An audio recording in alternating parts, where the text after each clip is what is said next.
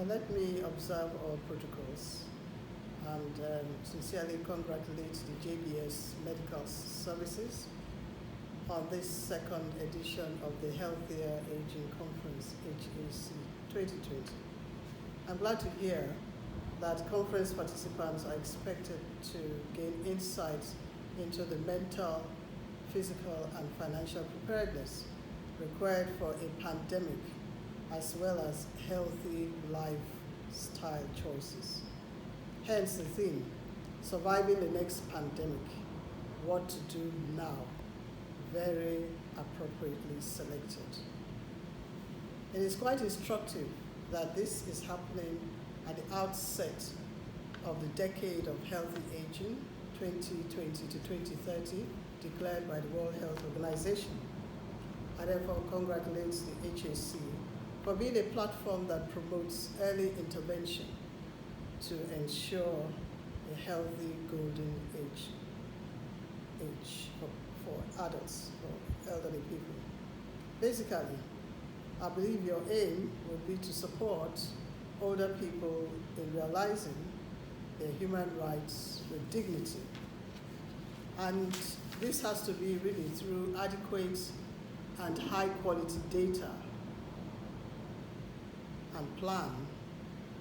And we all need to be prepared by putting in place a strategy for infrastructure to support services, building resilient health that appropriately addresses the needs of older people, and also build human resources for geriatric care. Let me here acknowledge all the multidisciplinary professionals who work day and night caring for the elderly, putting smiles on their faces, and all caregivers who offer company and care. The majority of these being women who also themselves deserve greater support. And of course, let me applaud all those great relatives out there who remember to pick up their phones and to call up a senior relative. There is need really to create more awareness of the special needs of the elderly. When you talk about the skin, because I'm both a public health physician and a dermatologist, the skin is actually the largest organ of the body, accounting for approximately 15% of the total body weight. And it is very visible indeed. The natural aging process has a detrimental effect on the skin's integrity, which makes the skin a little bit more liable to things that will come into it by breaking its defenses. The skin is like a defense to all other things that can get into the body.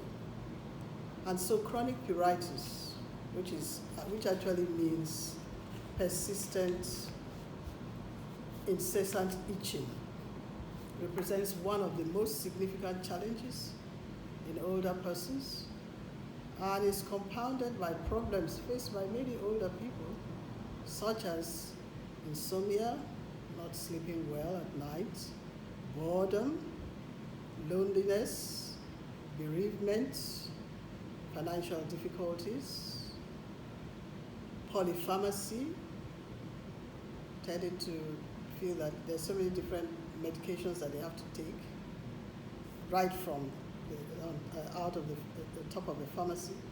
And of course, there are other chronic health issues. I find that older age is a good time to volunteer time, to volunteer energy, because a lot of boredom and loneliness and thoughts of bereavement can really be dealt with when an older person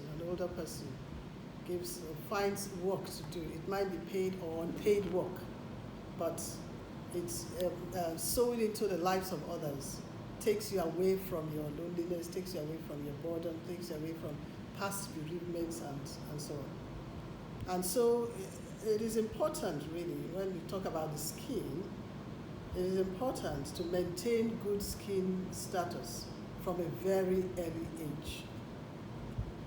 That is by using a preventative approach. This includes appropriate hygiene, the use of emollients and soap substitutes, and also to avoid the use of bleaching creams which contain hydroquinone and corticosteroids. These constituents of bleaching creams actually interfere massively with the integrity of the skin and leads to diverse pigmentation and also to the texture of the skin changing, becoming different from what it normally should be. And actually, emollient therapy is not, emollient is not a big word, it's just a moisturizer. To keep your skin moisturized. You see, the skin is very good at replenishing itself. That's the job, it does it perfectly, it's natural, and that's its gift, and it does it.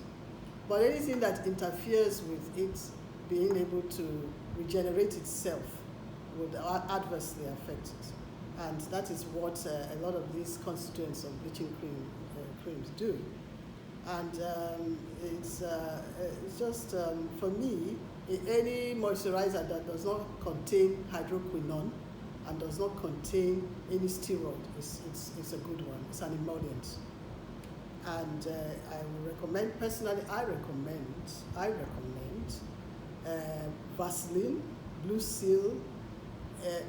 It's white petroleum jellies. It's the purest. It's pure petroleum jelly, and it is non-perfumed, and it is very good for the skin.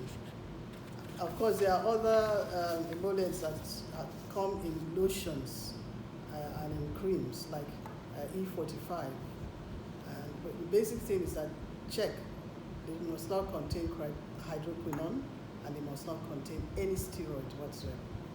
And of course, the use of medicated soaps is only indicated where there is a clear case of infection, and most people don't realize this. They believe that medicated soap makes me feel clean. It doesn't. It actually makes your skin feel dry and angry sometimes. It should not be used as a routine bathing soap because it has the propensity to over-dry the skin and expose the skin to eczematic dermatitis and to xerosis, which simply means excessive drying of the skin. The skin heals quite rapidly. It's a God-given characteristic. It heals by itself, you know. It has its own way of keeping itself good and moist. It doesn't want you to damage it by using excessive drying agents, you know, permanently and persistently. And of course, to add that good nutrition, balanced diet with lots of fresh vegetables and fruits enhance the quality of the skin in all age groups, and especially in the older age group. Age-related risk factors related to comorbidities, of course, like diabetes and other ailments, that hypertension, that's age-related, that are related. Sometimes risk factors that really can be avoided. They really can be avoided by the right healthy choices of life, lifestyle choices, because these ones tend to result in thinning of the skin and influence the body's defenses. So it is important to maintain healthy lifestyle choices right from early on. Be careful what you eat. Be careful that you maintain regular exercise. Keep yourself mobile. And the most important thing, keep a clean heart and a pure spirit. These are measures to be adopted to ensure that aging is graceful, is fulfilling, and is uplifting. After all, old age is a privilege, and the presence of the elderly add value to our society, socially, economically, and morally. So thumbs up for older people. Age gracefully. Thank you, HAC conference. It's a wonderful time. Thank you for inviting me to speak with you. God bless you all.